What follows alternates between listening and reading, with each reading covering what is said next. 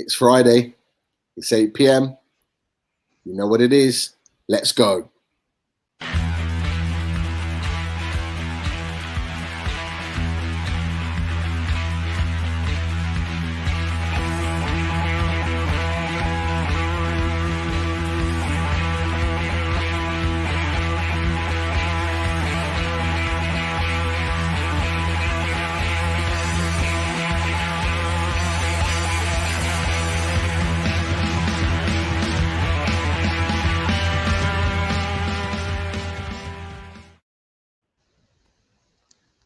We're back. Yeah, we are back. Well, what a week it's been. Absolute non-stop for us. I feel shattered. I don't know about you guys. Oh, yeah. Wrecked as well after a long week. I guess we should ask you the question, though, Chris. What day is it? It's Friday then. It's Saturday, Sunday. Woo! Sorry, it never gets old. It won't. Long may it continue. It would be Friday without a little bit of Chris, a little bit of Chris sing-song. Yeah. Just need to take over now, boys. Definitely. Would be nice. We've gone from the Middle East in Ben Jacobs to the Northeast's finest tonight. And that brings me nicely to welcoming our guest this Friday night, which is Newcastle Fans TV's very own Lee. Hello, lad. Hey, welcome, Lee. Hi, Lee. I'd have now got the Northeast finest, so Pete Howe, calm down. I thought I'd get that in there. We've got to big you up, Lee. It's only fair. But no, Lee, welcome to the show. I know obviously I spoke to you a couple of weeks ago with a view of you coming on.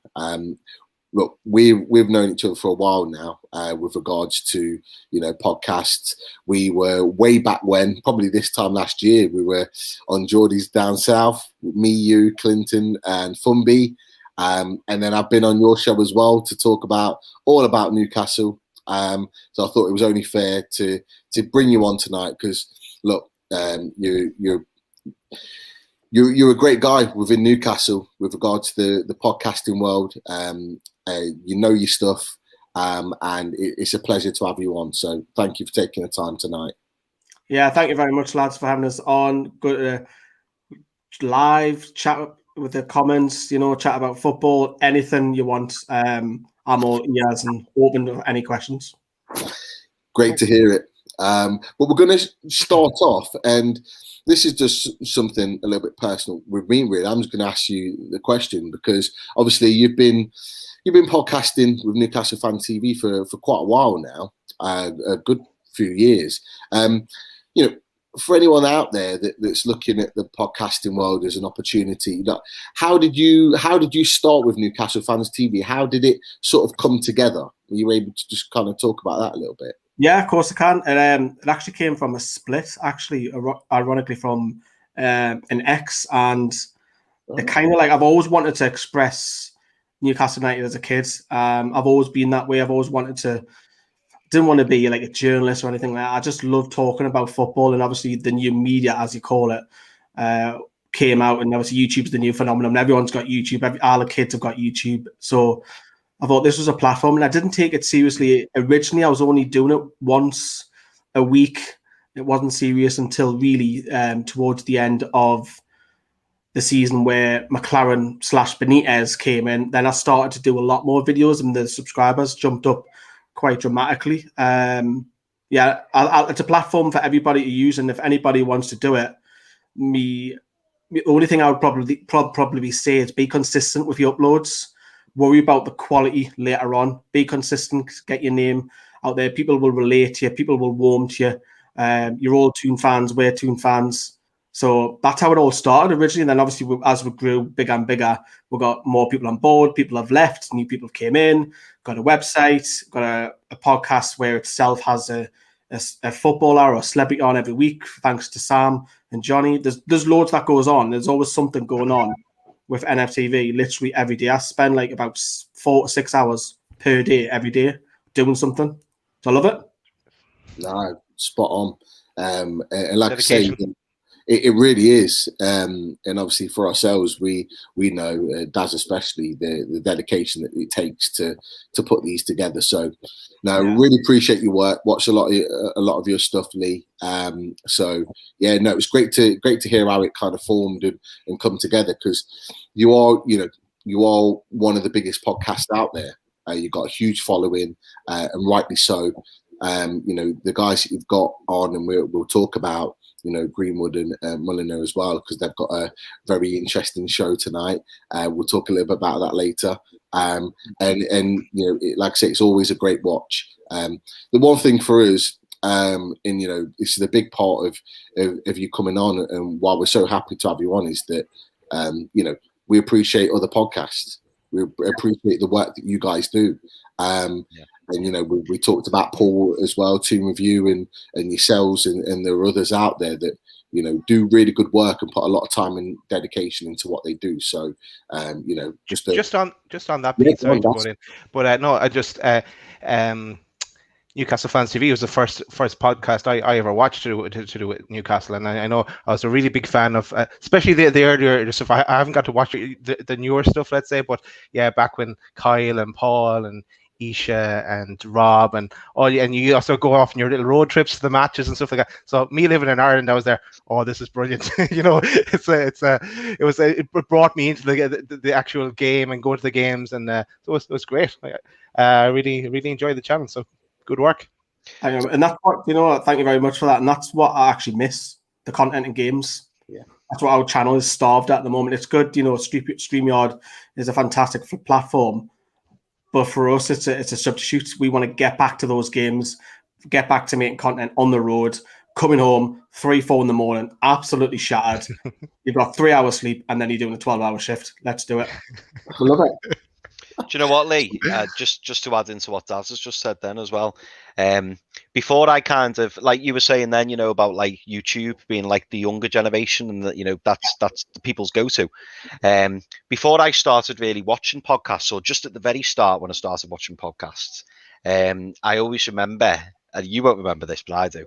I went to a local game to me, so I was in the away end of Goodison Park. And I remember I was in the McDonald's just on County Road, and I walked past you, and I was like, I know him. I know him from somewhere. Where do I know him from? And it was doing me head in for ages. And then when I got to the grounds, I sat in my seat, and you must have been about 3 or 4 rows away from me. And I was looking at you, and I was thinking, I definitely know him. And then I went on YouTube, and I seen Newcastle Fans TV, and I was like, that's where I know him from. So it was interesting. So when Pete said you were coming on tonight, I thought, oh, that's nice, that, because albeit you didn't know it was me, kind of thing, I knew who you were.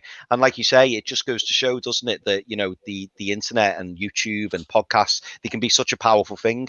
Because that's me, who've from Liverpool, obviously a Newcastle fan, but very rarely I was very new to that whole YouTube thing, and that shows how big your channel was, because I knew who you were, and as I say, I was very new to YouTube, so it just goes to show the message does get out there. It doesn't, worldwide internet, literally the title's in there, worldwide. So people, you can get recognized wherever you are. I mean, we're not in it to get recognized, don't get me wrong. It is nice to, especially when younger kids pull you and say, oh, there's Lee, or there's Sam, or there's Johnny, or whatever. And it's great to get a little photo. And that's nice. I mean, we don't do it for that, because we do it for the expression to talk about football. We love to have our say, and other people have our say. And that's why we try and make our shows like yours are doing, when he's interacting with the live chat. You bring the audience in. Because let's face it, and it's not a negative. Well, it is a negative. The club don't do anything for the fans. They don't have any interaction. So the next best thing is channels like this, yourselves, channels like Steve Wraith, Gallagher Shot, Magpie, us. That's the next best thing to relate to. Yeah, no, definitely. Just on that point as well. I've got the first question for you, Pete. Sorry to jump in here, but Julie's asked a fantastic question, and we'd love to hear your opinion on it. So Julie, a regular viewer of ours, has said, welcome, Lee. What have you made of the pod rivalry and sniping on social media instead of recognizing others' opinions and supporting each other? So I label podcasts, because I'm probably old school, I know you guys label it as podcast. Podcast is me like True Faith. That's a podcast. Yeah. put on audio. That's how I label podcasts. Yeah, So when people say podcast, I have to think and goes, do they mean channels? We've had it. We had a beef, quite a bit of beef with Gallagher Shots probably 2 years ago, and I was quite, I would say, quite harshly attacked, quite a lot. But that's changed now, quite a lot. And what we've tried to do, and look, we aren't perfect, and the other groups aren't perfect. But what we have tried to do in lockdown, we've got the Magpie group on, we've had Nust on. Who else? There's that many that we'll get Kevin on. Paul, Toon Review, PD Proudlark, Toon Army TV. We'll try to get loads on to stop that. I think you can have rivalry, but I think rivalry can also be a good rivalry as well. Twitter is not the full domain. I'm very active on Twitter. I mostly just tweet football stuff. That's all I ever seem to tweet. But in terms of rivalry, my advice is just try and stay out of it as much as possible, even if we have been brought into it a couple of times. But I've learned, especially through trolling a few years ago, just stay out of it. Stay out of it as best you can. And do you know what, Lee? Like you said at the start, which is absolutely correct. You know, we all share something in common. So, like, you know, we've all got the same love of Newcastle. We all love talking about Newcastle. And, you know, during this pandemic, that's what's been so big for us, isn't it? We've been able to all, you know, come on, talk about Newcastle, listen to other people's views. And, you know, I could talk about Newcastle 24/7. I really could. And it's so nice to be able to share that with other people who have the same passion as me, especially with me being from Liverpool. You know, it's kind of like spot the Geordie in Liverpool. I think there's probably about 5 of us in total. And I've yet to meet anyone else who supports Newcastle and Liverpool. So for me, something like this is just so good, and it makes me feel a part of it. And it is a shame, isn't it, when, you know, people disagree or don't get on. Everyone's going to share different opinions, everyone's going to share different views, but it's about keeping it respectful, isn't it? And just, you know, accepting that people have different opinions and then just moving on. Yeah, I would agree, but with Twitter, Twitter, Twitter's not the be and end all. Like, you've got Facebook. It seems to be like it always seems to be pushed towards Twitter. There's massive Facebook pages out there. Yeah. Like, we're bigger on Facebook than we are Twitter. NFTV, we're 5 times bigger, but it always seems to be stemming from Twitter. It's like, it's fantastic in terms of football content and discussing football, but a lot of beef and hatred it's always Twitter. It's never Facebook. It's never Instagram. It's very rarely YouTube. It's always seemed to be that platform. So there's good and bads about social media. No, I would agree. There are positives and negatives to that, but okay, we're going to segue now onto the Newcastle stuff. So there's been quite a bit that's been happening this week, and we'll start with the old leaky leaks that always seem to be coming out from Newcastle one way or another. But we've had some leaks today with regards to the new kit. So I just want to get your thoughts. We'll start with you, Lee. What do you make of the supposed home and away kits that are likely to be announced tomorrow? That away kit's minging. Straight in there. It's disgusting. It could be the third kit, mind. The goalkeeper kit. Oh yeah, the home kit I don't mind as much. It kind of reminds me of the championship one where it was thicker black lines. A little bit. Yeah. I don't mind that one as much. I'm not a fan of that. If it's the third kit, goalkeeper top, whatever, that looks minging. That looks like a Mexican 80s away kit or something like that. It's disgusting. Home one, I don't mind, but do you know what it is? I actually like the training tops more. Yeah. They're actually quite nice. Lovely. Yeah, there we go. Yeah. And the main man promoting them. Daz, what are your thoughts? What are your thoughts on the kits? On the kits, I think okay. I like both of them. Not as nice as the concept kits we saw a few weeks ago that we all kind of fell in love with. But no, I like the grandfather collar. It's Castori over Puma, so I think it's going to be a bit better quality. And I think what we all thought was the away one, I have a feeling that's going to be the goalkeeper kit. Because wasn't there some rumor that they were going to bring out the home kits first and then the away ones later? So if it is the away kit, I like it as well. So it's a thumbs up for me on both of them. But I have a feeling that's going to be the goalkeeper kit because Dubravka doesn't he wear short sleeves an awful lot of the time. But so that's what I think. It's the home and the keeper kit for me. No, great shout, Chris. I like both, mate. I mean, I haven't been a fan of Puma's kits for a while now. Don't get me wrong; they did bring out some nice ones, but I always felt like the quality kind of let us down. I mean, the big thing for me, as Lee's already said, you know, obviously the stripes on the home kit are a bit wider. I like the way we've got the Grandad collar with the white going into the black stripe. I like that. But the big thing for me is I can't wait to see them close up and see, you know, it looks like we've got an embroidered badge, which is great.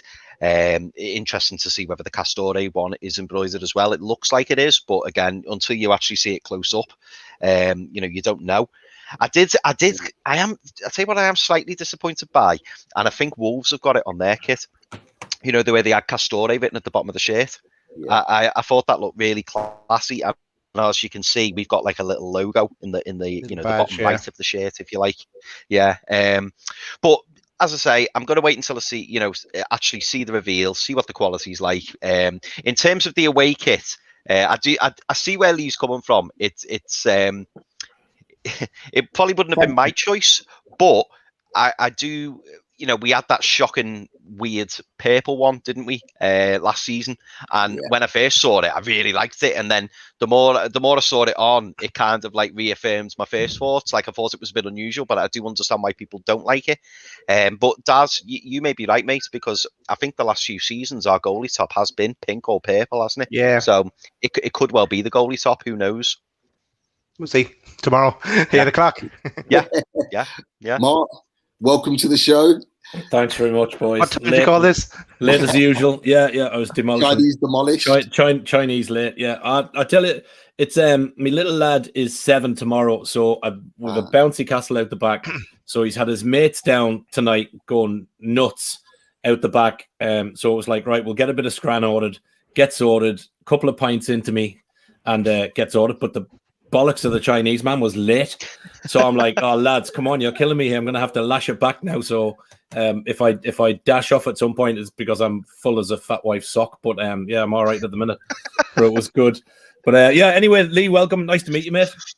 Yeah, same. Thank you for having us. No, well, yeah, the two kits. I think I agree with Daz. I think the pink one is going to be the goalkeepers. I think I do remember seeing something about that. It was home kit release first and then aways, or training, then home kits, then aways. So I think that's going to be the goalie shirt.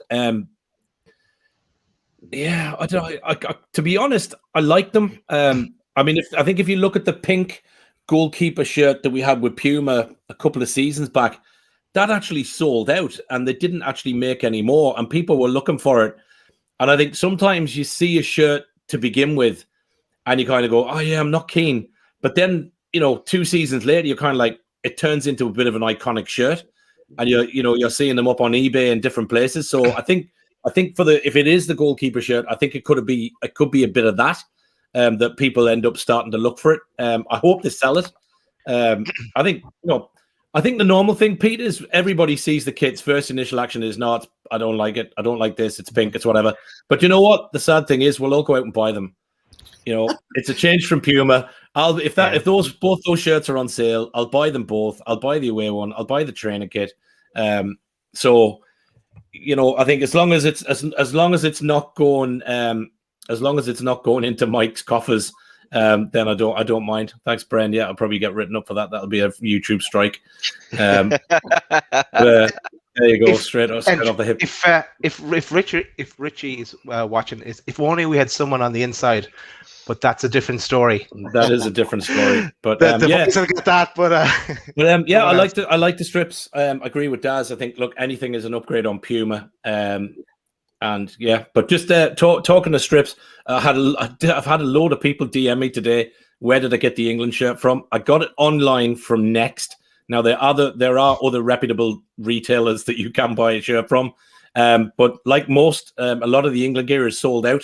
But I happened to find them on Next Ireland online and got it delivered. So yeah, ordered it last night, 9 o'clock, delivered this morning, just before 10. So fair play to Next, big shout out. But yeah, gone a bit retro for Sunday's final. So yeah. Can I just say, by the way, I get ripped for working with Avon and I don't. Now Martin said that little piece. Maybe Martin's working for Next. That's all I'm going to say. At Next, if you're listening, bit of sponsorship, that'd do great. I mean, if this, we've been talking about Avon for a year and we've got jack shit from you, so not that it's a plug or anything.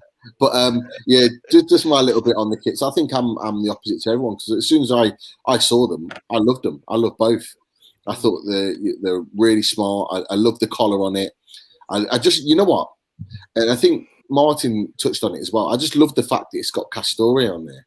Yeah, I just love. Yeah. I was just sick of Puma. I think Puma. It's nice. I think it's better than I thought it was going to be, because we've seen the concepts. Yeah. I love the return to the Grandad collar, and I think that, the sleeves black. I think we were worried that there was going to be too much white and stuff, but I think look, for a first time round, I seen Castori tonight saying that we're their flagship. So look, this is I think the thing to remember, we got whatever it is, a 5-year deal. This is the first effort, so yeah. Bit of fan reaction, everything else, they'll probably improve on that again next season. So it's better than Puma. It's better than that washy blue we got linked with, wasn't it? Do you remember that picture? Oh my God. that was terrible. But no, let's see. We're not that far away. So tomorrow morning, I imagine there'll be an official release. But lots and lots of news going on. We'll now move on to new deals. Because we've had a number of new deals this week. They're the boys in there. So, we'll work from left to right, starting with, surprisingly, in my opinion, Fabian Shaw. So, Lee, what do you make of the new deal? Start with Fabian Shaw. Were you expecting the deal to be done? Are you happy with it? What are your thoughts? I think I was, because I think I was going to be triggered. Wasn't it? There was talk a couple of months ago, a couple of these players are going to be triggered into an extra year. I don't think he's been the same since Steve Bruce came in. He had that wonder season when he under Rafa Benitez and scored a couple of worldly goals. But ill-disciplined, rash, concentration levels. Look, he can play a little bit of sexy football going forward, and he has got it in his locker to bring it out and ping a ball and take good penalties for England, not for England, sorry, good penalties for Newcastle, bad penalties for Swits, as we've seen. But it seems similar to Fernandez when he's come on to that little bit. We've got too many centre-backs now. We've got 7, including Callum Watts' returns. With Fernandez signed, that's too many. 2 are going to have to go for me. No. And Lejeune's back as well, is he not? Yeah, he is. Yeah, he's in there. Seen him in the training pick, so it'd be interesting to see, does he get a game? Here he is. Get rid of Lascelles, not my captain. We'll get onto that in a second, Mark. You're shooting the gun here. We all know your opinions on Lascelles. But look, sorry. The next one, Paul Dummett, Paulie D. I'll be honest, if you'd have asked me in November, I didn't believe he was going to get a new deal. We hadn't seen anything of him. He's very, very injury prone over that last year, but the boy surprised me. He really has. He's really sort of, his fitness is surprised me more than anything, but his performances have been very good. So, Lee, are you happy with that deal? Yeah, local lad, steady Eddie, every time. He's not going to set the world alight. He's not going to get 9 or 10, but he will get you 6 or 7 every game. And now he's comfortable playing as a left centre back, or even his cover for Lewis at left back, or Richie, whichever formation Bruce is going to go with. Not so keen on him going forward. I'm not going to lie. I don't think that's his strongest strength, but is a future captain possibly, and maybe when he gets in his 30s, if he's still at the club. I know he takes the armband after Shelvey, doesn't he? So why not? I think it's good to have a couple of local lads in there in the dressing room for a voice, and he is now a leader. He has to be classed himself as a leader because he's now at the age he's in his late 20s, and he's give up Wales because let's face it, he's not Welsh. He's not Welsh at all. It's a bit like Matt Ritchie's nowhere near. I mean, Matt Ritchie's never stepped foot in Scotland before he got a call up. So he's fully Geordie, lives in the air. Yeah, I'm all for Paul Dummett. Even if it was a squad play, I'm all for it. No, I'd agree with that. Daz, are you in agreement, Paulie D? Yeah, Paulie D. I definitely give him a contract extension. If I went back to Shar, I wouldn't have, but I would have to them go and sell him. But I'd agree with what Lee says. Yeah, the ill discipline and just he's just under Rafa and that he was class for a while, but no, he hasn't done anything for me. He just frustrates me more than anything else, to tell you the truth. But Paulie D, he's the second half of the season when he came back from injury, he was class. No, I'd agree with that. Chris, obviously we've not touched on Shaw before, but what are your thoughts on Shaw and Dummett? I was convinced that Shaw was going to leave in the summer. I really was. Yeah, it's a funny one, Pete, because I'm actually quite a big fan of Shaw, but I do know, and like Lee's already said, we do know he has got his problems, so to speak. Like, I think Shaw is far better than in a three at the back. We're playing with the wing backs. I don't think Shaw can play at four at the back, as in just the two centre backs. So that is a big problem. Especially if we end up getting a manager who doesn't want to play five at the back. Sorry, I'm just throwing all different numbers out now, aren't I? But I do really like Shaw, and I do put it down a little bit to Bruce, because I think under Rafa he was so good, and he really showed what he can do, and I think given the right coaching and the right direction, he could be a really good player for us. And also for me, it was really important to tie him down, because he's definitely worth a few quid, isn't he? For him to just leave on a free would just be madness. I mean, I think we only paid 4 million from Deportivo for him. So in this day and age, you'd think you'd get at least 6 or 8 million for him if he was to move on. Now he's got that extra year on his contract. In terms of Paul Dummett, absolutely got to keep Paul Dummett. He's a bit of a stalwart now, isn't he? And local lad, and he's never going to wow anyone, is he? But he always comes in and he always does a job. And I think the fact that he can play left back and he also plays centre back on the left side, I think it's a massive thing for us. And we've spoke about this many a time. Takeover or not, let's say we're taking over, and you've got to change your whole squad. There's certain players you've got to keep, and for me, Paul Dummett's one of those players. You can't just revamp the whole team. You need people in there who not that like he's happy to sit on the bench, but he would. Do you know what I mean? He's one of those players where I think he would sit on the bench and he'd do a job when he came in. Cup games, last 20 minutes. If you get an injury, you want someone reliable, someone who is going to do a job, and someone who you can trust. And Paul Dummett for me is completely that. He's never going to wow you, like Lee said. He's not great going forward, but defensively he's solid and he does a job. So for me, I'm really, really pleased that we are keeping both of them. No, definitely. Mark, obviously with those two, with Shaw and Dummett staying, is it two things really? Is it signalling that we're going to stick with that three at the back, but also, the second one for me is obviously we know your feelings on Lascelles, and he's never been your captain. Would you consider Dummett as being the captain of the club? I think above Lascelles and Shelvey, I would do. Yeah, I think if I had a choice, I'd have Dummett and Richie probably. But I think the thing with Dummett, I think it's the right thing to do to keep him. Shaw, I probably wasn't so fussed about. I thought he'd be away. I agree with Daz. I think when Dummett came back after the injury, I think he kind of stabilized us a bit, at the back. I think his influence there, he didn't really put a foot wrong for me for the remainder of the season. And I thought I think he brought our defense into line a little bit with a bit more leadership and a bit more control there. But I think the bigger picture for me with the signings and the extensions of contracts for me is that we keep players in the squad. And I know they may not be the players that we want, but for me, we are a team over the last couple of seasons that have shown, and I've mentioned this on numerous shows, lads, that our medical team is one of the worst in the Premier League, because the amount of soft muscle injuries that we get and recovery injuries, the likes of Gale, the likes of Dummett, the likes of Callum Wilson with hamstrings, it is ridiculous. So for me, I think as much as I don't want to necessarily see a Lascelles or Shaw or whatever, I may be looking halfway through the season when we get into the winter months and we've got these niggly injuries again because our medical team cannot manage them because our manager doesn't manage the medical team, that we may be grateful of the players that we've got. So for me, that's the only reason I would be grateful of keeping some of those players around.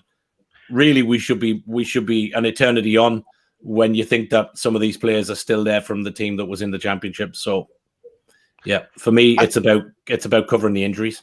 I think they made a sign in, as in into the medical team. I think I remember reading something this week. Someone left. I think you'll find Stevie Wonder's busy as a musician. Liz, if you look at the record, we chatted about this, lads, on a show not long back when we were talking about the Spanish guy that's gone to Everton. And we did, we spoke about it. But if you look at, I'm sure Keith Roll, if he's watching, can come up with some statistics. But our soft muscle and tissue injuries are unbelievable at the club. And the only time we didn't have that was when the Spanish lad was there and the whole thing was managed. Every other manager we've had pre and post, we've always had significant injuries that we shouldn't be getting. So I would say the same thing again. Our medical team is not managed, and it'll be another problem again next season. I guarantee you. Yeah, no, I agree. It's always been an issue with Newcastle. Rafa Benitez was the anomaly, if I'm honest, and that's just because his attention to detail was absolutely spot on, and that's why we had so many or so less injuries at the club. But moving on, we'll move through the others quite quickly. Next one on there. It might as well be a 9-year deal that they've given out. But Jacob Murphy, 6-year deal. Are we happy with that? Are we happy that he's just staying? Lee, what are your thoughts initially on that? Absolutely shocked at the 6-year. I think the lad deserved a contract of his form towards the end of last season. Yeah, and he made that position his own. And he got that right wing back position. 6-year? Is that another side? I'm not going to say it's another Saive case, but is it another long contract where it players maybe what if he doesn't get in the squad in like a year's time?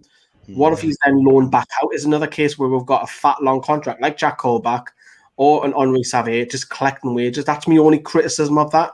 I think a lad wants to do well. Him and his brother are Toon fans. Obviously, he got his dream move to Newcastle. His family's from Burtley. He'll want to do well. He knows it's a dream.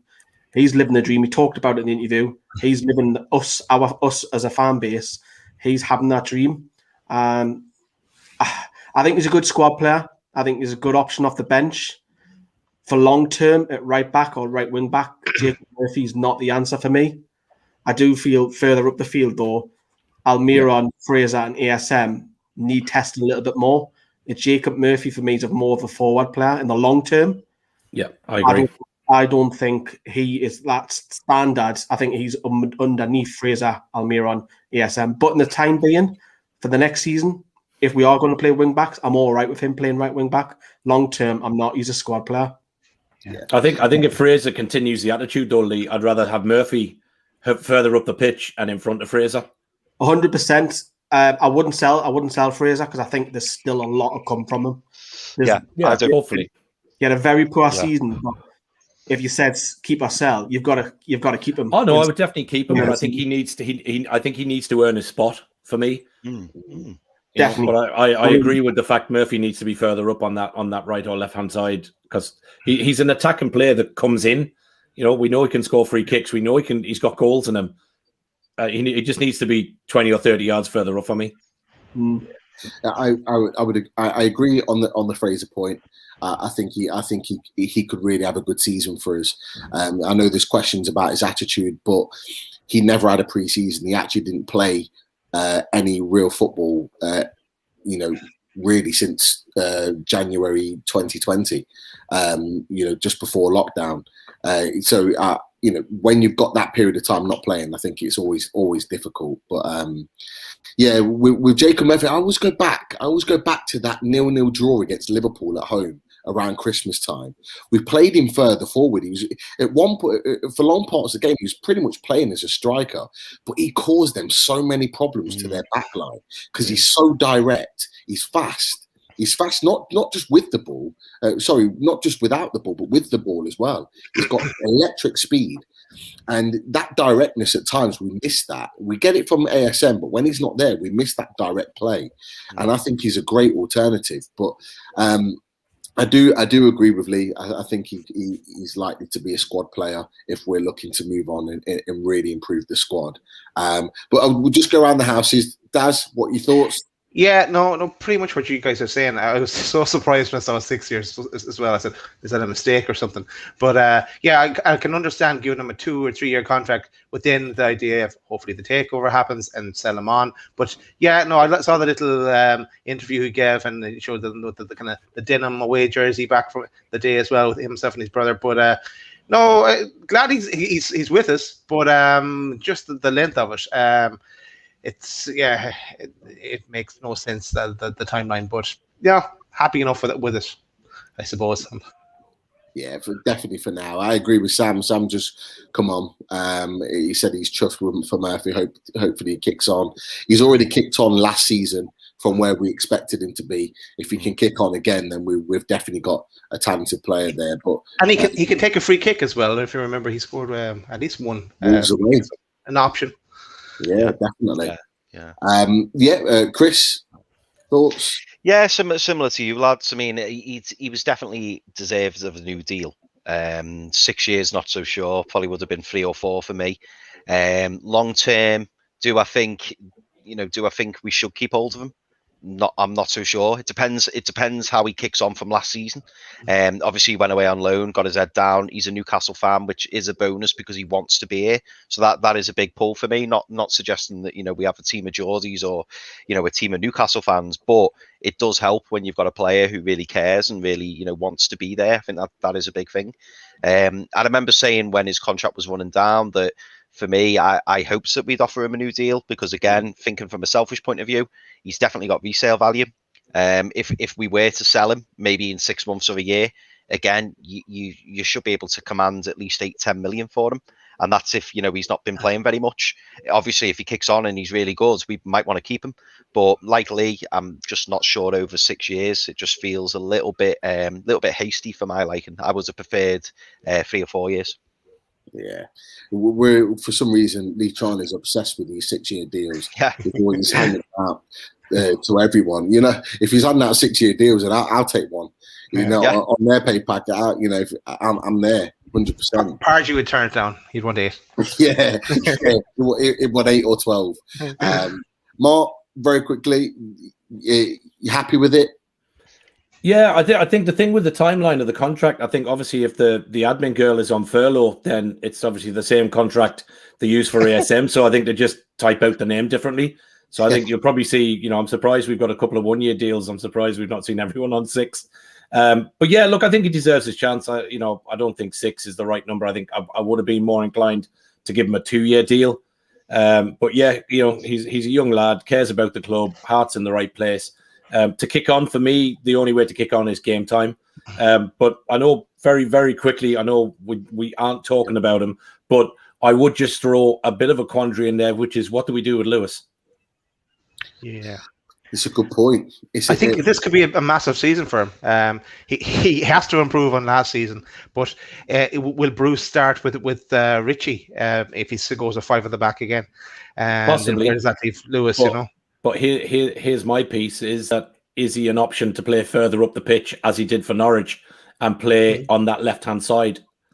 Yeah, the wing-back role is perfect for him because it kind of lets him get up. Yeah, his defensive abilities, which are not always there, and it enhances the fact that he can get forward. I do see, but he does need. Sorry, Pete. He does need somebody that he can link with that does have a bit of defensive. So I would rather maybe see somebody as that in that defensive line. Yeah, but maybe Lewis further up as in a more a wing position. Or further up to link with that defender, be it a Dummett or be it whatever. I think that would work for me because if you look at, when we took him from Norwich, 50, 60, 70% of his heat map was in the last, 35, 40 yards. So I just think, again, he's a quandary we've got to resolve, but I also believe he's another option on that left-hand side to go further up the pitch with a Murphy on the right if an ASM has an injury or whatever, you have got two really good options there, in my view. Definitely. The one thing I'll say about Lewis is I just hope he gets given a chance, because he didn't get any minutes at the back end of the season.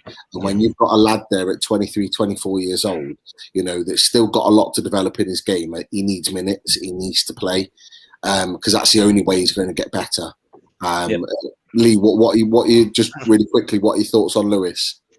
I like the fact that if you were to play the wing backs, you've got to have Paul Dummett as left centre back. Yeah. Because when you're in possession, you can change formation and go forward the back in possession. That is, because Dummett can easily just slide in a left back. There you go. There's your cover. Easy done.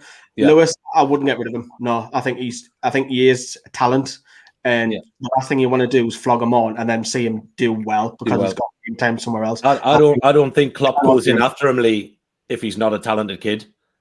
Yeah, for that amount of money as well. Yeah, absolutely. Yeah. No, definitely. There's a player there. And Dave Harrison quite nicely said for our last guy, so glad Gayle has a new contract. I'll get my coat. I'll start this one off very quickly. I'm shocked. It has to be for value. I actually hope he's not at the start of the season. He needs to move on. We need to move on as a club. That's just my opinion. Lee, what are your thoughts? It's a tough one because why is Gayle staying? He doesn't play. He doesn't get any football. He comes on for 15 minutes. I think I would have just got rid of Carroll. I would have got rid of Gayle. And now if you look at the striking options, Joe Litton's effectively second choice behind Wilson. And then Gale's third choice. And then you need to get rid of Yoshinobu Mutu. People forget about he's back. God. He's amongst it. And then you've got Andy Carroll, and the club are speaking to Andy Carroll still. They're still speaking to him. So that could still happen yet. Look at Chris's face. He's buzzing. There he is. You might not be aware, but Chris is a massive Andy Carroll fan. He wants him to stay at the club. Chris is also on medication, I might add. Another one, he's being Bruce, brings him on for 93rd minute. What's the point? I know. And the thing is, what really pisses me off about Andy Carroll is that this season he's been fit. Yeah.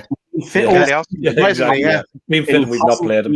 He hasn't been used. When you're 1-0 down, let's change it. Let's go direct. Let's go long. Stick him on for 20 minutes plus. Let's because nobody wants to go against Andy Carroll. He's the best header on the league.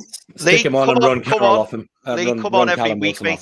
This is what I've been saying every week, Lee. I'm glad you just said that. Why him on 93rd minute? He's not Lionel Messi. It's pointless. Yeah. It's pointless. But especially when we were without Wilson and we had a fit Andy Carroll on the bench, and like you've just absolutely nailed, nobody likes playing against Andy Carroll. Give him the last 15, 20 minutes, bring him on, make the defence, cause them problems. I don't want him to start week in, week out. I don't want him to play 90 minutes every single week. I don't want that. But a fit Andy Carroll coming off the bench, I don't care what anyone says, causes problems to any team. You've got a lot of the foreigners playing England, centre-backs, all ball playing centre-backs. And then you've got this big brute elbow in your face. You don't want to play against that. No. I tell you what, Chris, I think you're going to want Sal on every week because he's putting on there that he wants to keep Carroll, rather than Gayle. Sam, ask Sir Les if he'll come back and play for us next season. So what I could do with that, take that all day. I would take, and I know Lee would agree with this. I would take Sir Les current form right now ahead of Gayle and Carroll, because he's an absolute legend. 100%. But so they're the deals. Obviously, Carroll's is not been finalised, but as Lee's just said, little exclusive tonight. The club are still talking to Carroll, so we'll wait and see on that one. I know there'll be some fingers crossed over in Merseyside with Chris, hoping that Carroll deal gets done. I think if Carroll doesn't get his contract, I think he just needs to go to Chris's house in Liverpool.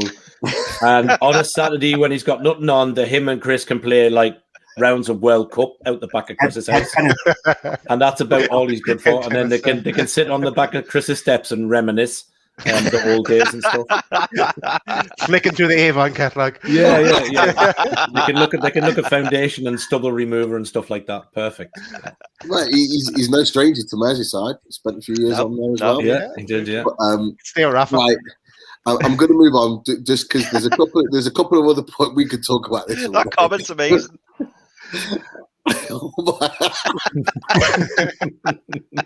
You know what? We need to get that as a hashtag because where is David that's Batty? class. He is literally disappeared. Where is David Batty?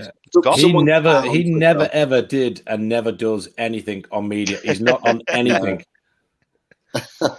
We're going off track, but I'd even rather Steve Howie than Andy Carroll, who was walking with Spenny Mag today. Shout out to Spenny. Yeah, a big 10K. Yeah, good enough. Yeah, great stuff. Okay, at this point now, get the sponsors out. Let's go. Are you ready? That's class.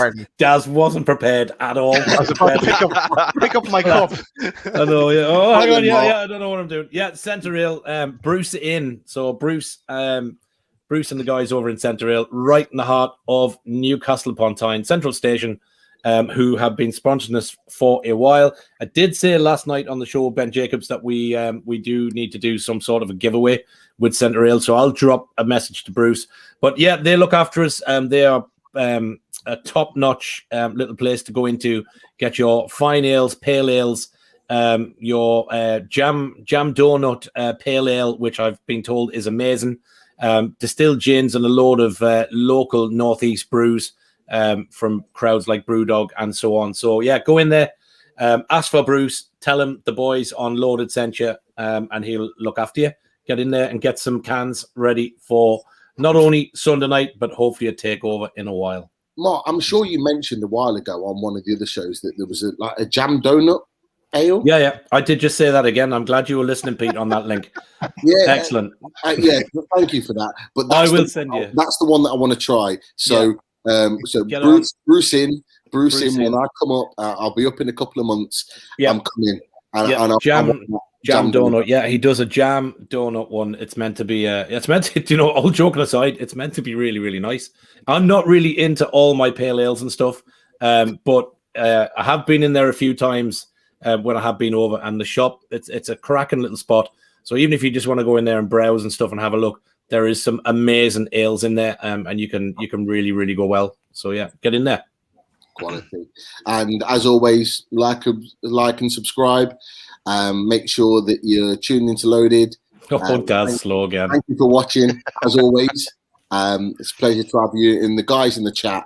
I know Spen Dog has just joined the chat. You know, the chats are fantastic. Everyone gets involved. It's just obviously a great show to get everyone in and around it all. So moving on, because there are a couple of things, and I know we're short for time. There's just a couple of things that I wanted to go through with Lee, and I held this one back because it is the big topic. We'll try and keep it short, but this takeover is dragging on. Obviously, we had Ben Jacobs on last night. Thank you to Ben again for coming on to the show. Really, really enjoyed chatting with Ben and getting his views. But the takeover rumbles on. We're so close to arbitration, although we've not really. We don't know a date. We know it's this month. It's, you know, the fan base are praying that this deal goes through because it's going to transform the club. Look, what are your thoughts, Lee? Where are you at in your mind about this takeover, and do you believe that this is it, that we are going to get a new owners? I'm hopeful, but I think I accepted it last year. It's not happening.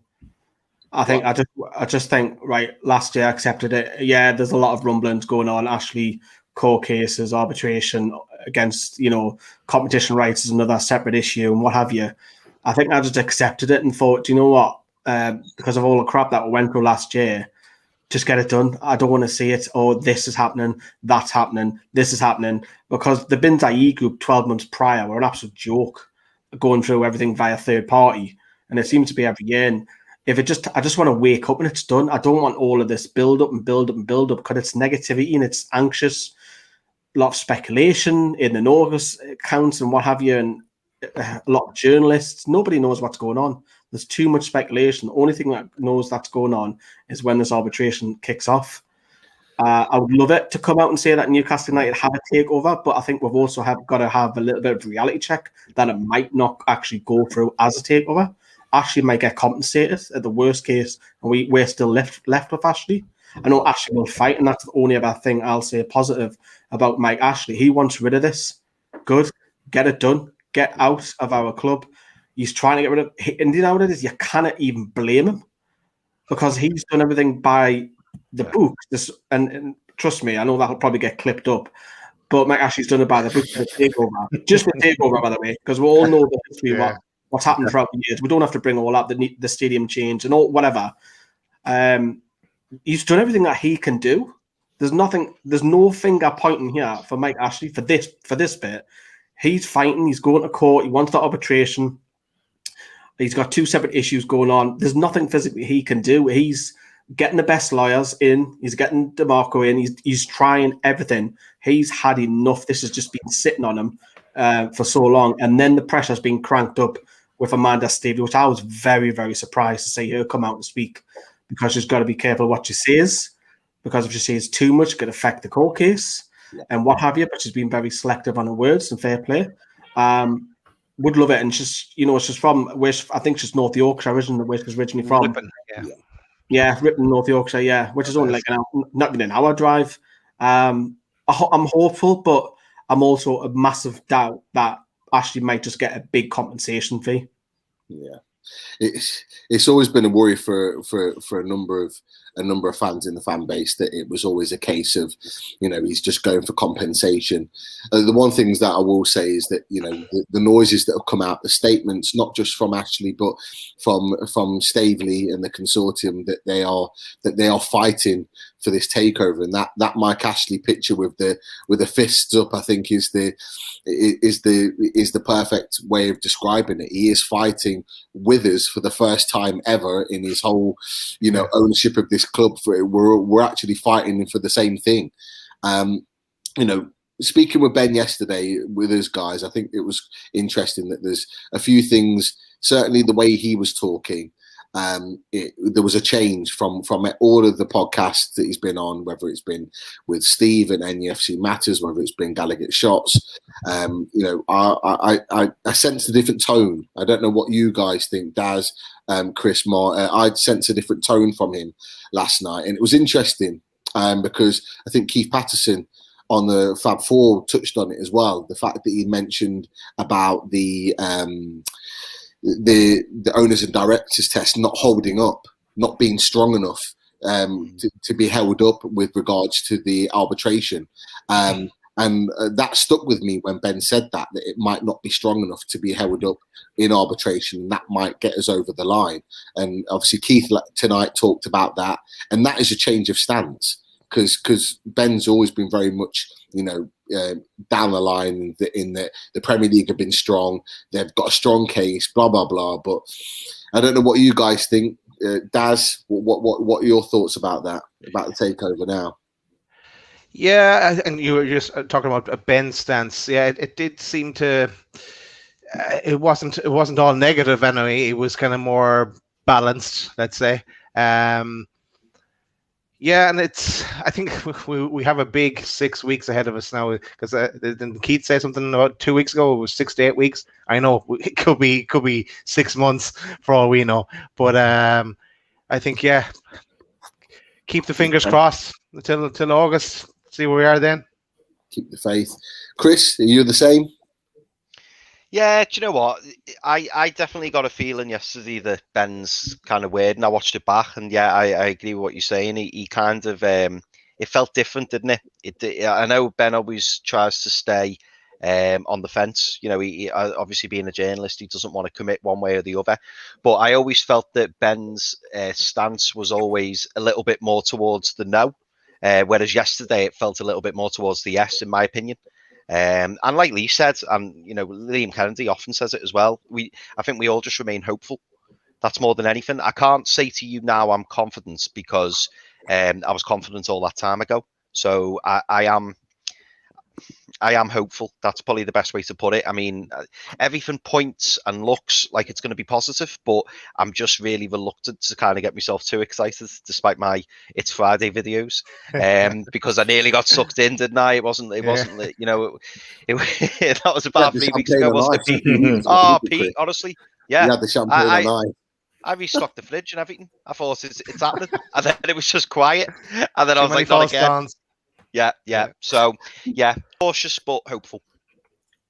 Mark, what are your thoughts now? Is Ben on being on the show last night changed your mindset, or are you still the same? I have to say, after we came off air last night, I sat downstairs and I put the show straight back on and I watched it again. How because, sad are you? Do you know what, Daz? I just like watching you, mate. That's all it is.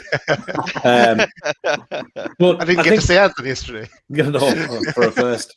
But I think, you know, I think I said to you guys when we came off air last night, as much as we were kind of clicking the buttons and doing stuff and we were trying to think about the questions, and I kind of led kind of like last night, I was more interested in listening to him because I've seen him on a lot of other pods. And, you know, to be fair, you know, he's had some good pods. He's had some bad. He's had some where he's done okay. He's had others where he's been attacked, you know, and some of those are right and wrong, and people have opinions. And I think, you know, we brought him on last night with a view to giving him a fair and equal opportunity to speak. And I think we did that from us as a, you know, no disrespect to Lee, but for us as a very, very new pod, I thought we handled the show really well last night as novices. I thought Ben was very, very open. The piece that I did take when he was talking and when I watched it back yesterday evening was that factor that he said, the question, and I know Holly is sitting in the background here, and I don't want to be disrespectful to her or NUFC protest or anything else, but he made two good points that stood out for me. The first was that, you know, is the O&D test robust enough in its current form to prove or disprove the point of separation? Because at the end of the day, this arbitration is purely and only about the separation of PIF from the Saudi state. So I took that comment, and when I watched it back a couple of times, and I played it back now, he said it a couple of times, and I don't want to, you know, I'm not saying I'm quoting him, but it would appear to me that, yeah, I agree with Daz's point. He was a little bit more on the positive side. He also made a lot of good points with some of the other stuff, but I think it was probably the most valid point that came out of our discussion over, and I think any of the NUFC chat on Takeover on any of the pods over recent weeks was that it is purely about proving one point. It's with arbitration. Let it play out. And is the O&D test in its current format strong enough to buffer that separation point back? My personal belief is I don't think the tests are. And for that reason only, I think Newcastle will win the arbitration. That will be my view. The other thing that I took from it last night, and again, I said Holly is sitting there, and I know we're going to talk about the NUFC protests and different bits and pieces. I don't want to sound disrespectful, but I don't think it makes a difference. I think it's nice. I think it's great that people are going down. Chris is going down. Other people are going to go there. They're going to meet up. It's great to have a conjoined voice as such. But for me, the only thing that matters is that this is with the legals, and they are the only people that can currently do anything with this. Will it go public? I don't think it will. It's great that people are doing their bit, and I applaud that wholeheartedly. But as Ben said last night, and this was the second main point I took, I think you just have to let it run. You have to let it run. Yeah. No, I would agree with what you've said, certainly with Ben Jacobs and where the takeover's at. I honestly believe this is our best chance. You know, this is it. We're at the end game. I think I said it to you guys in our chat a couple of weeks ago. We are bang into the end game now. This is getting into the bit that makes the difference. You know, we're either in the next 4 weeks, we're going to have new owners, or we're going to be stuck with Mike Ashley. It's one or the other. The cat case will run and it will open up a load of can of worms, but I don't think it will affect the takeover if we don't win arbitration, where we're at such a crucial point now. And just before we segue nicely into Holly, who's waiting in the green room, Lee, are you stuck for time? Are you able to hold on for? Hold on, all you want, lads. Okay, because there's a couple of things I want to talk to you about after Holly's come on. Just in a different direction with Newcastle United. There's a couple of things that I think it's good to discuss. But I'm really glad you made that point, Martin, about the protest and your feelings on that, because we have Holly. Daz, what is going on with Daz? Hi guys, it's all right. Hey Holly, welcome to the show. Welcome. How are you? I'm good. How are you? Not too bad. So I think, Martin, talking about the takeover, I know you were listening in. I think it was a perfect opportunity to segue into why you're here tonight. So, Daz put it up on the screen just a second ago with regards to a big event that's happening next Friday. I don't know if you want to hit that up again, Daz. How about the video? Let's go with the video. I love the video. Holly can tell us all about it. Don't put up the "It's Friday," yeah. Well, you're not. Yeah. You missed that. You missed. I love that one as well. But it's on Friday as well. Video, Daz, because you're off target tonight. Come okay, on. let's hit that.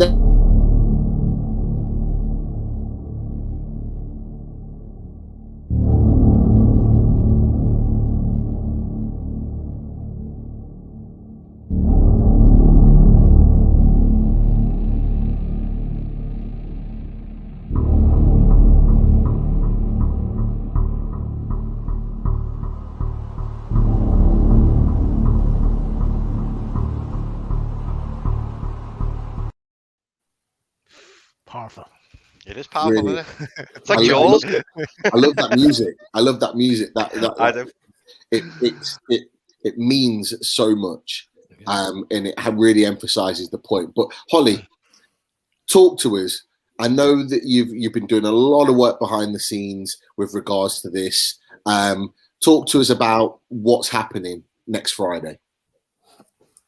So, for those that don't already know, we've set up the protest in response to the club's most recent statement that was requesting full transparency for its arbitration case. Obviously, Amanda Staveley also backed up their point and released a very similar statement echoing what the club have already put out there. And we felt as fans as though we now, of course, we saw the response earlier on in the process where everyone was sending their letters and getting onto the MPs. And we feel like now we need to do that once again. And we feel like for this time, it's the final push to get this over the last hurdle almost. And then we feel like if this takeover is made transparent, the arbitration case is made transparent, then we will get the answer that we want and that we deserve. And of course, we have a right to know what's going on as well in this case, I feel like, because we've been kept in the dark for 15 months now. And I think it's so important that Newcastle fans are aware of what's going on with the future of their football club, which is massive. So obviously we set this protest up mainly to use fan voice, because I think fan voice is often underestimated a lot. And we get kind of disregarded as fans. Like, we feel like we've got no say sometimes. And we want to actually go out of our way to do something, also to prove to the buyers that we will fight for this takeover just as much as they are and that they have, because they've shown amazing commitment throughout the whole process. And to get some, obviously, attention from media, influential figures as well, to help us push this message and put pressure, most importantly, onto the Premier League and kind of MPs and legal figures, even up to the level of Boris Johnson, because we feel like he does have a part to play in this. It's just pressure, really. We need as much pressure as possible onto the Premier League to get answers, because they can't keep sitting after 15 months saying no comment. We need some sort of response, and we need to stop being a club in limbo and know what's happening in the future. And so if we can get fans down to London to help us, support this, then we feel like that's a massive step, rather than just doing something online and like we've already been doing. And now that the restrictions are easing, we feel like that'll be easier. And of course, we've encouraged all Newcastle fans to unite on this. We want all fan groups and fans in general just to come together and put. Obviously, there's been so much like bickering and stuff across, you know, the past year especially, but we just want everyone to put everything to one side and come together and fight for a better future for our football club, because at the end of the day, we're all Newcastle fans and all the other stuff's just small irrelevant matters that are really unimportant. But if we get this takeover through, then I think all of us will be a lot happier. Yeah, it's a great point, Holly, and thank you for sharing obviously the thoughts behind it all. You know, Martin made a really good point before you came on air, you know, about the fact that, you know, the focus is about the arbitration. It is about the arbitration. The protest won't necessarily make a difference, but I would slightly change that, in my opinion, just because I talked about with Ben Jacobs last night and when he was on the show about the fact that, you know, the noises that Mike Ashley and Amanda Staveley and the consortium are making, they're trying to drum up that noise because they want the media to be aware of what's going on. The one thing I will say, and Amanda Staveley, you know, has mentioned it in previous statements, in that, you know, the media haven't covered this takeover as well as it should have been covered. You know, I had many months ago, I had an issue with Keith Downey from Sky Sports and saying how the Sky Sports hadn't covered key parts of the takeover as it was happening, in the way that if it was Man United or if it was Chelsea or if it was Man City, it would have been headline breaking news every time. But with Newcastle, it wasn't even mentioned, or it would get a 10-second, you know, a little bit of voice and then disappear. So I think it's about drumming up that media interest, and I think doing something like this is going to create that noise, and that's what it's about. It's about creating noise ultimately to ensure that those panelists that make the decision on our future of our club know that actually they're being watched and everything is going to be scrutinized through the media. So making the noise with this protest can only be a good thing. But I've got a question for you, and you know, with regards to the protest, and I know a number of people on social media have talked about this quite a lot, and there's been a lot of sort of like finger pointing, and there's, you know, from a lot of fans across the fan base with regards to NUST, the trust, and you know, their lack of backing for anything takeover recently, and there's been questions put to them about this. Have they been in contact, or have anyone from the protest, the team that have put this together, has there been any communication or contact with the trust with regards to them supporting or certainly, you know, working with you guys with this actual protest in itself?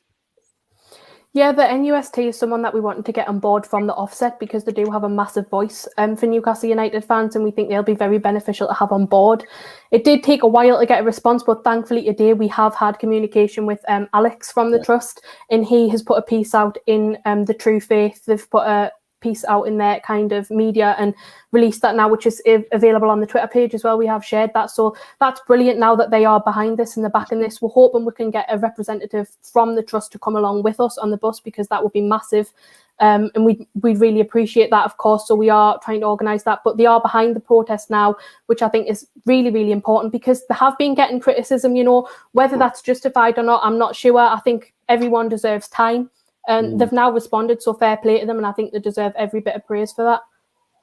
No, excellent. That's really good to hear, because I think that can only be, you know, you talk rightly so right at the beginning when you came on about everybody putting, you know, differences aside, working together, and no better than the trust with their, you know, 15,000 or so, you know, members to get behind this as well. That can only be a good thing. So I wasn't sure about that.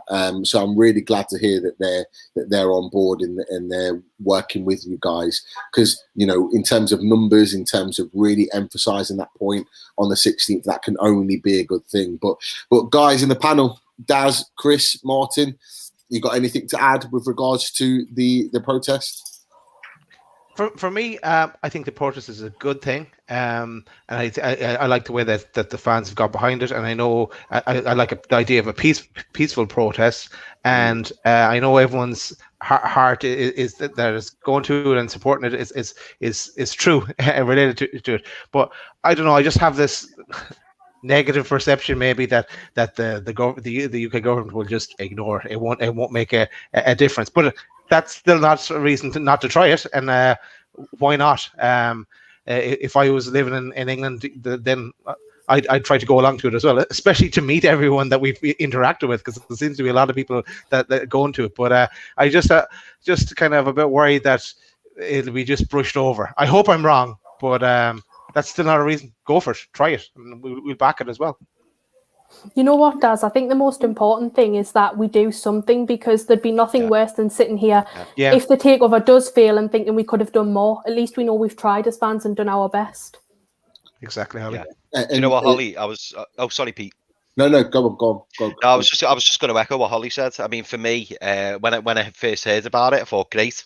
You know, I thought it gets us off our bums, and it means that we can try and hopefully influence something. It may come to nothing, but like Holly said, I think when I was and ahhing about whether to go down to London or not, I just stopped for a moment, and I just thought, I need to go.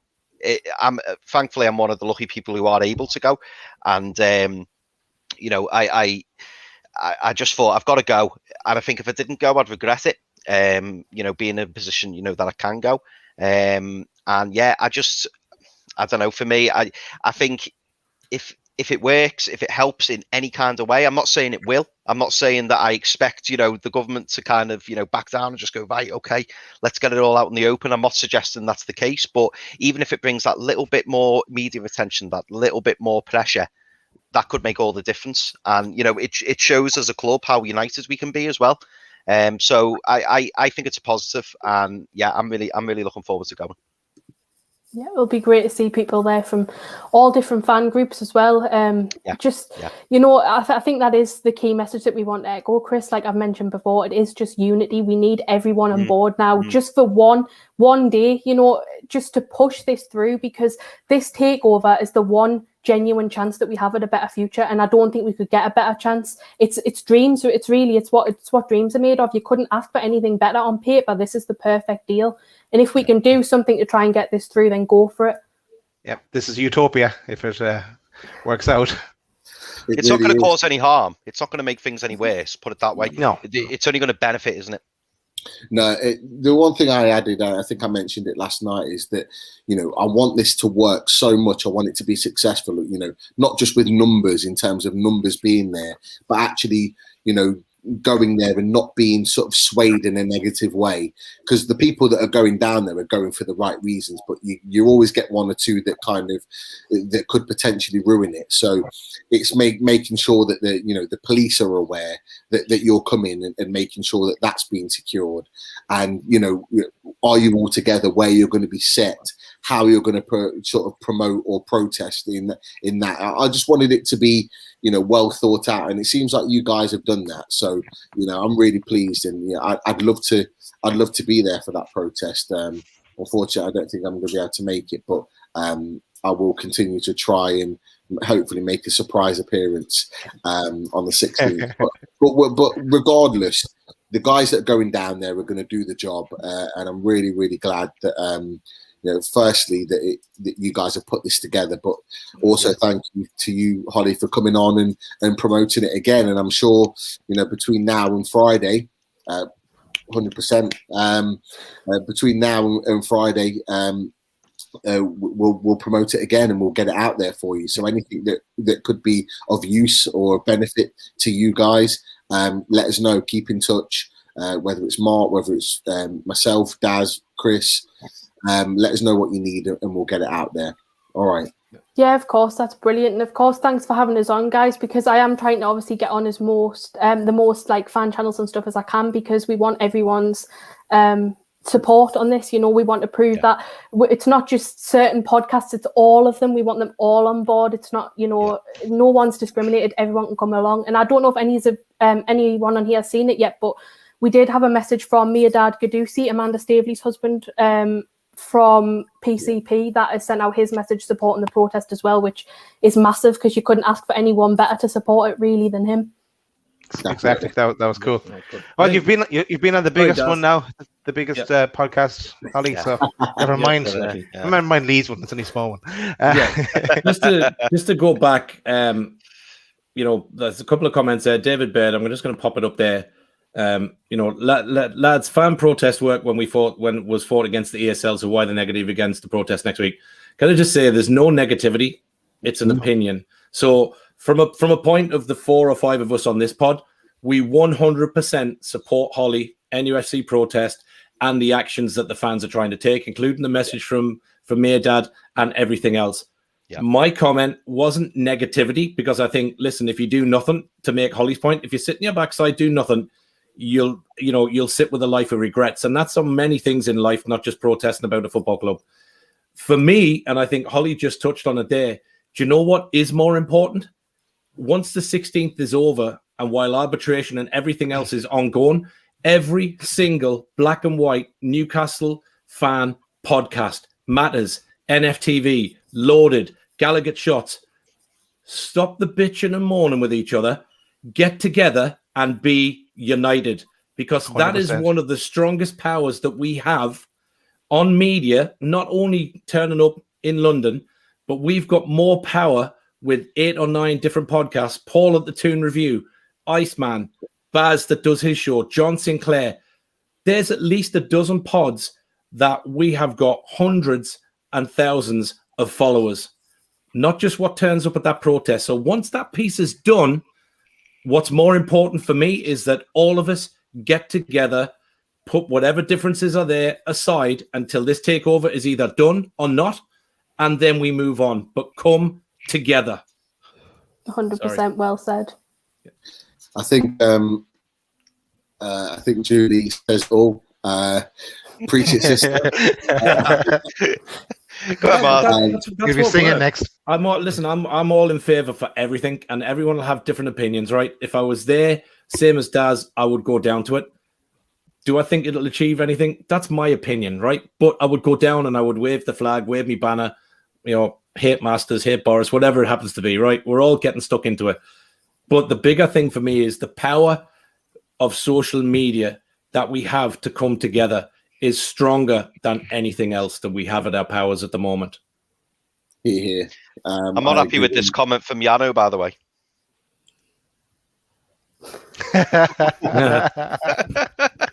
Yano, oh, come on. To be honest, that's just be careful. Just be careful. Just be careful. Just be very careful. It is probably a fair comment, though, to be fair. Yeah. Fair enough, Yano.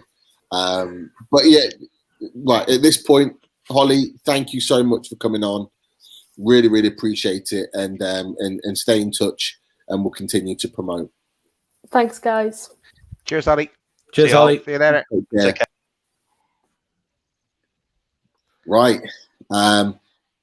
Back down to NUFC. So, just a couple of more things to cover. First and foremost, I was gonna talk about transfers, but there isn't really anything to talk about because we're not signing anybody. Certainly not yet. Not in my opinion anyway. However, there is one guy that I think we would all agree that we would want back at the club into next season. No. Chris didn't see it. No, exactly. That's exactly it. Pete, I'm glad you brought it up. Right, guys, let's run this properly one more time. One guy we want back at the club. There we go. Okay, the main man. He's had a great summer over in Greece, training with Reece Nelson and Alan St-Maximin. He said on Instagram today that he misses St-Maximin when he's back in pre-season training. So it all looks like, he still misses the club and wants to be with us. Lee, do you believe that we are going to get Joe Willock back in a black and white shirt? Not as a permanent, but I think another loan is probably the sensible option. Okay. That's what I would do. The thing is, though, how much money have we realistically got to spend over the summer? It's not going to be much because there's no fans, there's no gate receipts coming through. Yes, there's BT, the Sky, BBC, Amazon, but there isn't going to be as much. And Newcastle don't spend, remember that. It's going to be less than what it was. So are you going to put all your money on one player and keep the same rest of the squad? Would you? Would you, Lee? Would you? No, would you? I would Would you try. put your eggs in one basket and put all your money into signing him permanently? I would try and go down the loan route. I think that's more sensible because Willock could have a massive dip before, and we've seen it with Kennedy. I know Kennedy, you compare them in the two different players, of course. Kennedy flopped massively, but Willock has proven that he can score. We haven't really had a goal scorer since Wijnaldum, and then before that, Kevin Nolan. So, do you splash all the cash? No. I think you've got to prove other areas of the squad. I would go in with a loan, and if it means a high loan fee of 3, 4, 5 million for the rest of the season, that's more sensible to see where we're at. And then you've got crowds for the door, gate receipts to back up. Can you then make that an option to buy? Because that's what we didn't have in the loan agreement. Don't get me wrong. I think that's Steve Bruce's one of Steve Bruce's best ever buys. Well, I say buy, it was a loan. But if you can put a clause in there, loan to buy, with Arsenal agreeing to that, that would be wonderful. But Arteta, what's he going to do? Does he want to look at him first? Is he going to permanently sign Odegaard? I would love to see him, but for me, realistically, sensibly, loan to buy, get him on loan again. You know what? I think it's a great shout. I just worry. My worries were slightly eased in the last couple of days because Arsenal have been linked with Aouar, who is a supremely talented attacking midfielder from Lyon. French, he only just missed out from the French squad, but in recent days they've been linked with putting a bid in for him, and that looks like that could potentially happen. And I think if they sign Aouar from Lyon, I do believe that there's a great chance with Emile Smith-Rowe still at the club. Doesn't look like he's going to Villa, although they're pressing for him. Having those two there puts him right down the pecking order, and I do believe that there's a chance that we can get him. But I don't know about you guys, Daz, Chris, Martin, but I just miss the come on you Maggies. Yeah. I miss exactly, it. Pete. No, I was driving along there about 2 days ago, and I was just thinking to myself, okay, if you forget what Joe Willock did at the end of the season, it's hard to forget because he was amazing, scoring in nearly every game. But I was just thinking, an Arsenal reserve that has come through the ranks, we're going to potentially have to pay 30 million to get him. It just doesn't make any sense. But and I remember when we in our matchday lives, I think someone said, "Would you pay the 20 million for him?" And then the next day, "Would you pay the 20 million from?" It's gone up, and it kept going. Now it's gone to 30 million. But so yeah, I do want him back for sure. But I think, as Lee says, a loan would suit us down to the ground, but a loan to buy. But I think for that to happen, though, Arsenal are going to have a look at him in pre-season, and then it could be the end of the transfer window before we nab him on loan if we can get him. So are we going to wait that long as well? We can, with not knowing what we're going to do if we're. Yeah, it's going to be. Yeah, we'll wait and see. Like everything else, we'll wait and see. It's always tomorrow, like the kit launch. It's always tomorrow. Yeah, definitely. Chris, loan or permanent? Likely, I think I'd like to see him in on loan. Whether that's possible or not, I don't know. But that would be the best way. Loan with the option to buy. I think you've all probably fed up with me saying this, but whenever you get a loan signing, I always think there should be an option to buy in there, not necessarily an obligation, just an option. And you know, I just wish we'd done that in the first place, because if we'd have had an option to buy for Willock, I reckon you were probably talking 10-15 million. But now obviously it's going to be a lot more than that. The only thing I'd say, and I do err on the side of caution a bit like Lee has, is that what we've got to remember is I think we've seen the very best of Joe Willock. You know, what was it, 8 goals in 14 games, which is an unbelievable record. And I'd love to have him back, don't get me wrong. Any position that we've got on you know, at the moment, if you were to ask me what position we need to upgrade on most, it's centre midfield, without a doubt. But would I just bring in Joe Willock on a permanent deal at the expense of not bringing in anybody else? I don't know. Especially the striker position does concern me. You know, I'm not even going to. Well, I will mention his name, but Andy Carroll. You know, if we let Andy Carroll go, we'd potentially keep hold of Gale, which I'm not happy about. I still believe that we've. I'm just looking at Mark's face. Let it go. Muto's going to go. We've got so that could potentially leave us with Wilson and Gale. Now, I don't particularly want Gale at the club anymore. If he's on the bench, say we don't get our takeover and we've got him on the bench, so be it. But you know, if you've got a bench with Dwight Gale and Joe Linton on it, and say Callum Wilson gets injured, we're in big trouble. So really, we do need a backup striker, or certainly a striker, you know, similar quality to Callum Wilson. So ideally loan, but I would love to see him back. Don't get me wrong. And if we announced a permanent signing of him tomorrow for 60 million, I probably wouldn't be bothered because it's not our money, is it? I'm just made up that we would get him back. But if somebody said to me, you can either have 2 or 3 players, or you can have Joe Willock just on his own, I'd probably go for the 2 or 3 players personally. Yeah, no, I agree. Martin, what we thinking? Yeah, I'm with Lee. To be fair, I think a loan deal, if anything, but I think there's, you know, I think it's like anything as we start to get in the new season and Kit coming out and other bits and pieces. You know, you start to go, okay, and I'm looking forward to it and everything else. But and you know, and I'm sure people going, you know, geez, you know, Martin's on a bit of a downer for once, but I don't think we'll bring anybody in while the club is in the status that it is. And I think until we know anything, I can't see the club spending money at all. You know, I agree with Chris. The striker position worries me. You know, we were probably lucky really when Wilson was out that Willock was scoring, because I think if we didn't have, you know, I would hate to think where we would have been, you know, probably relegated if we didn't have those 7-8 goals from Willock than we did get. But I don't, you know, I also think the same in that I think we have seen the best of Willock. I don't believe he would hit the form that he was in if he came back. You know, is he an upgrade on Shelby? Absolutely. But I just can't see the club doing any kind of business. Maybe 1 or 2 loans, but I think it'll be lastminute.com, probably the night before the transfer window shuts, as it always is. So I certainly don't expect them to be doing any permanent signings at the minute. That's an interesting one down there. Yeah. From Kieran. Josh King going to Waterford. Wow. Waterford? Not Waterford. Waterford. Yeah, he's going to Waterford. To Waterford. That's because I'm going to That's because I'm going to Waterford in a week, lads. That's Josh King. I've been doing stuff. Yeah. That's Josh King and Danny Rose, isn't it, for Watford? Getting a bit of Prem experience in. Yeah. I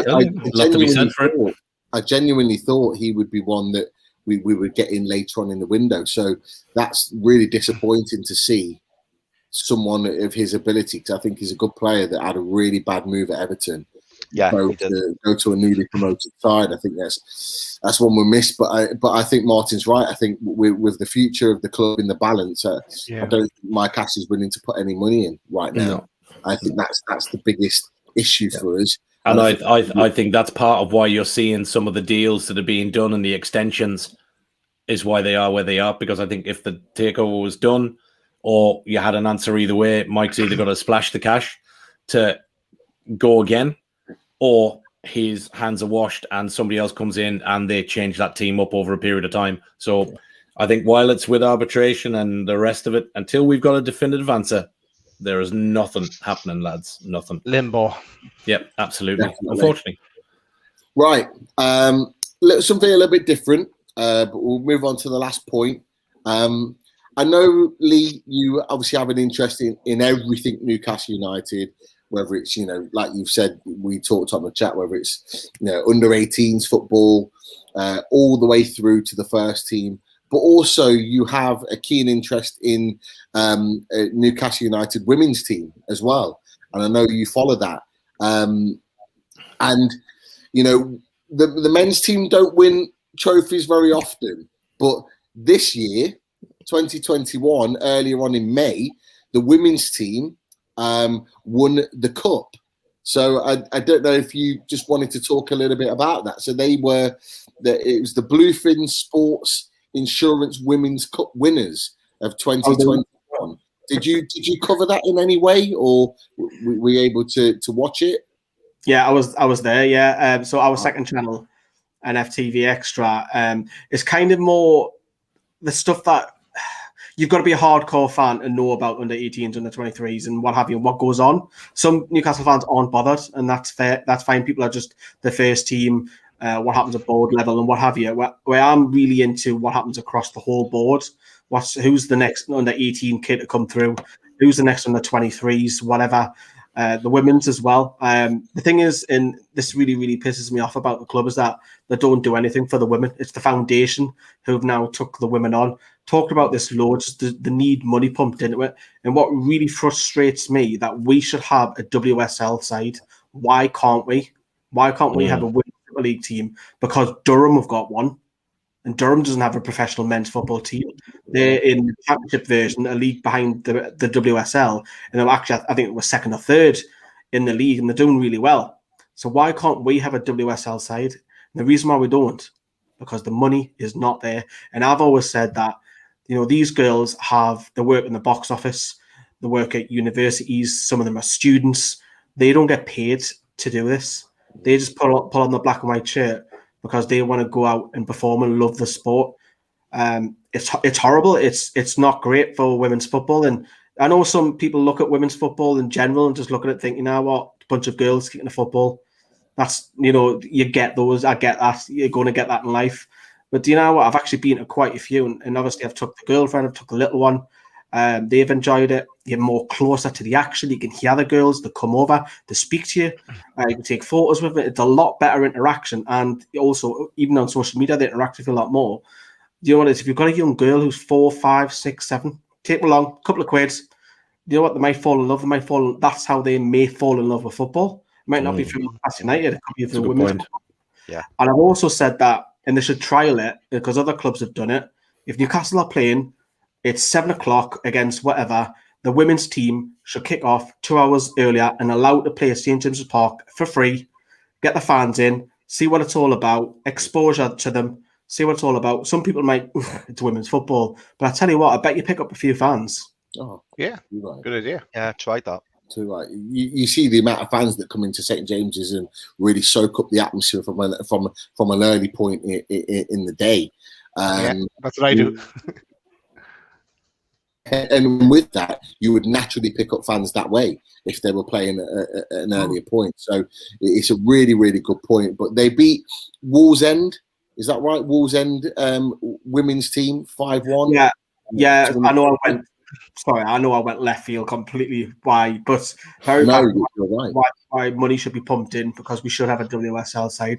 The County Cup, what we won, to shorten it down, we are expected to win that cup, to be honest. We are the reigning, because the previous season it was cancelled, but the year before that we won it as well. Okay. And do you know what it is, right? It was absolutely pouring down, chucking it down of rain. And they allowed everybody free, which is a clever marketing tool.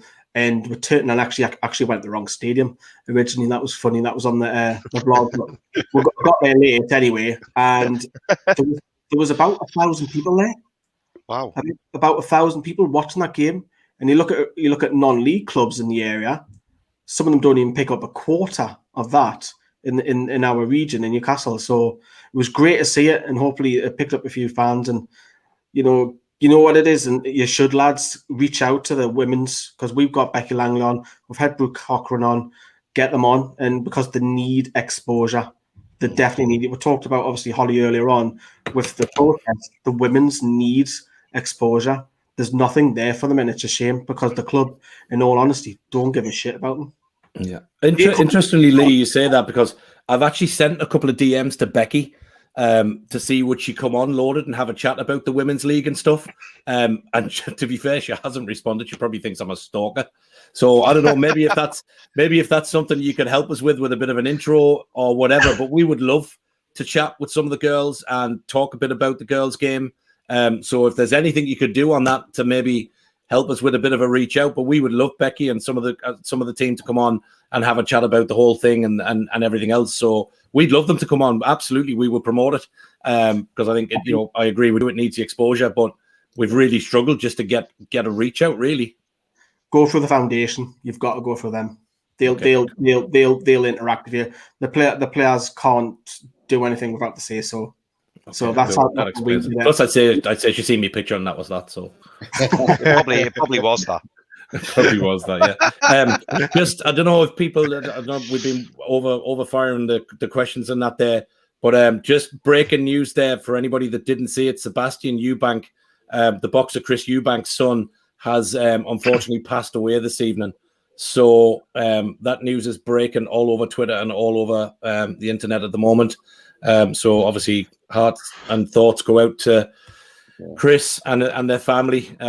So yeah, sad news this evening. Sebastian Eubank, Chris's son, passing away unfortunately this evening. So obviously condolences from everybody here at Loaded and NFTV as well, I would imagine. So sorry to hear that. Definitely. But look, at this point now, I just want to say a massive thanks to Lee for coming on. Really, really enjoyed you being on the show. Thank you, Lee. Thanks very much, Lee. Being with Loaded for the first time. You know, thank you for staying on as well, because we have ran over slightly, but you know, we've had so much to talk about, and it's been 2 nights running, Pete. I know I'm going to be in the doghouse 2 nights running now, but you know what, Lee, it's been an absolute pleasure. I hope, you know, at some point you'll come on again, or we can come and join you at some point, and we'll work something out. But it's been great to have you on. So thank you for taking the time, mate. Yeah, thank you very much. Obviously, Pete, you've been on. If any of the other lads want to pop on, pop on. You want to, even if it's not me, if you want to speak to Sam, Johnny about guest podcasts, whatever. If you want to get them on here, I'm sure they will. Yeah. And there's 10 of us, so there's plenty to go around. But yeah, cool. Definitely. And I just want to end now with you know, the promotion, really, because what's happening right now over at Newcastle Fans TV is another interview with Sir Les. So you've got the Greenwood Munna show at the moment currently going on. So anyone that's going to switch off from Loaded, switch on to Newcastle Fans TV. The Greenwood and Munna show with Sir Les Ferdinand, Newcastle legend.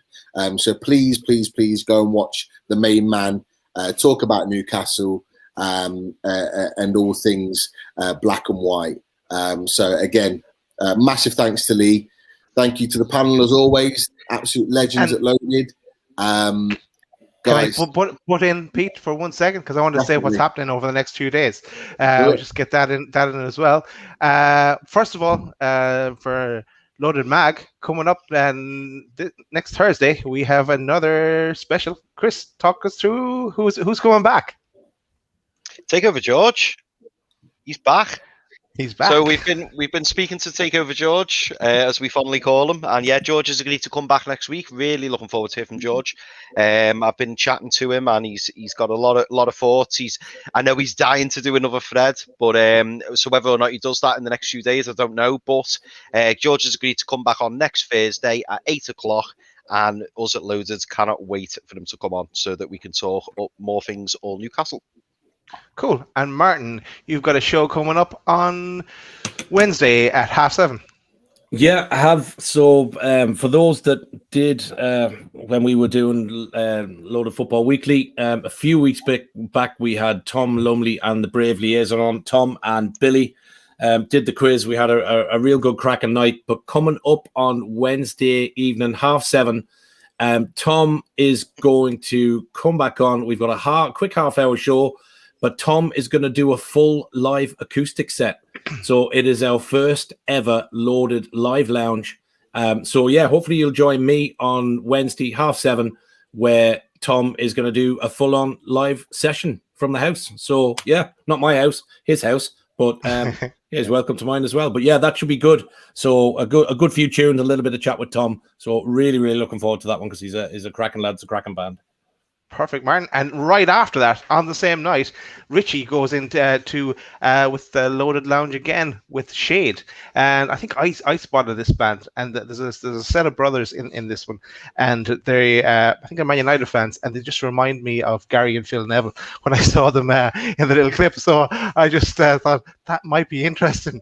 They look like they were fighting as well. But yeah, so that should be fun. So Shade with Richie on Wednesday at 8:15, I think it is. 8:15. Yeah. Cool. That is it. Yeah. Bring us, lead us out, Pete. Yeah. No, it's been a pleasure, guys. Thank you all for watching. Thank you all in the chat. Friday nights are never the same without a little bit loaded with us loaded boys. So we will see you all for a very, very busy next week. And as Martin has just alluded to, it's coming home. A very, very big Sunday night. Best of luck to Gareth and the lads against Italy Sunday night, 8 o'clock. Come on, Gareth. One last massive game. Bring it home, lads. Bring it home. Come on. Come on, the takeover. Guys. Cheers, Lee. Take care, everyone. No worries. Cheers, boys. Thanks for boys. watching, everyone. Thank See you. you soon.